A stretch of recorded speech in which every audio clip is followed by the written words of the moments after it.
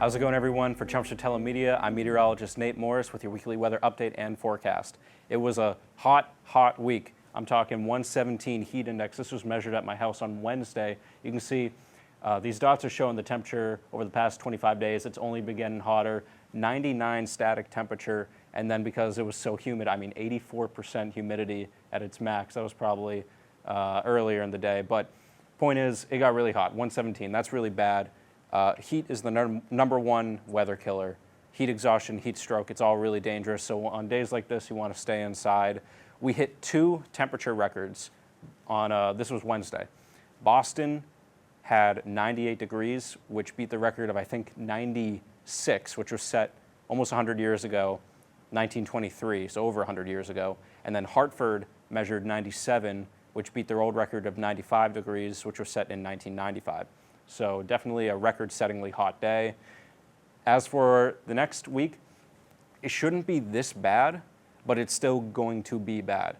Temperatures are going to be lower, but the humidity is going to stay high, especially for the next 3 days, Friday, Saturday, and Sunday. Then we get a little break, and then Wednesday night into Thursday, more humidity.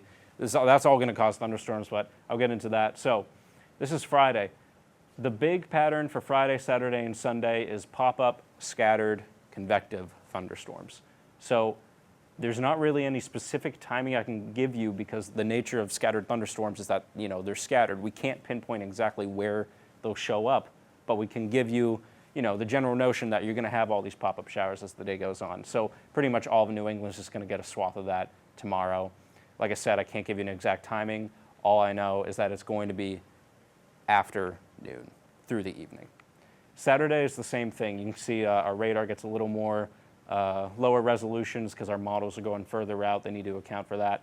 So still a general trend is just these pop-up showers going out throughout the day. And then Sunday morning, there's another chance of scattered thunderstorms, as you can see. But Monday, there's still a chance this low pressure system kind of moves up to our north. So Monday, you might not get the same thing. And then Tuesday, we have this nice ridge of higher pressure move in. So Tuesday is going to be nice and clear.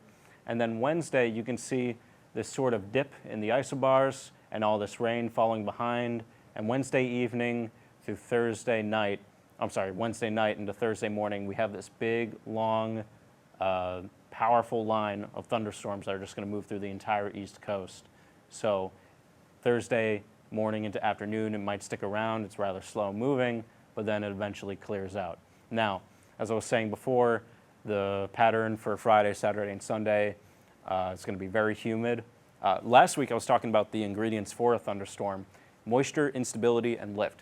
This is showing our moisture. So as you can see, Friday, Saturday, and Sunday, let's see if it restarts, just this persistent patch of moisture over our area. You get a break Tuesday, but then here's Wednesday night into Thursday, another longer line of it instead of sort of this patch. Here's your instability measure. This is most unstable instability, aka this is worst case scenario, but this graphic tends to look better. You don't have any sort of capping overlay. Don't worry about what that means. The point is, it's going to be pretty unstable the next few days into next week, and that's going to help it's going to help prime the atmosphere for these convective storms to come through. Now here's our lift I'm talking about. This is wind shear, so this is showing the difference between wind speed about 10 meters above the ground to, say, 18,000 feet, middle of the atmosphere.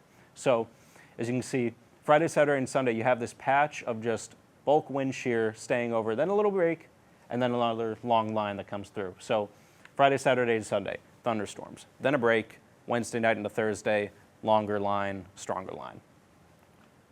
Oops. Now what is driving all this bad weather that we're getting? So this is showing our jet stream. This area, this wiggly red line, that's showing your higher winds. This is about cruising altitude, 30,000 feet-ish. And you can see just this constant ripple in the jet stream. This is what we call, our ridges and our troughs. When you hear weathermen talking about ridges and troughs, this is what we're referring to. This drives pretty much all the weather that we experience. All of this can be tied down to what's happening on the surface. Something that you might hear is that if weathermen could pick one map to stick with and make all of their forecasts based off of, it would be your upper level winds, or rather your upper level heights, 500 millibar heights. That's just the fancy name for it. But all these troughs are going to be bringing up all this moisture and instability, and just creating all these thunderstorms and these low pressures and these cold fronts moving through our area. So this is just kind of showing what is going to be driving that. So a review for the week: Friday, Saturday, and Sunday, convective thunderstorms. Monday and Tuesday is going to be nice. Wednesday, a line of thunderstorms. Thursday, clearing. Temperatures are probably going to be not as bad as last week, but still very, very hot, very, very humid. So just don't go outside. It's not going to be safe. It's going to be heat indexes of over 100 degrees, maybe above 110. So stay safe. I'll see you next week. For Chomsky Telemedia, I'm meteorologist Nate Morris.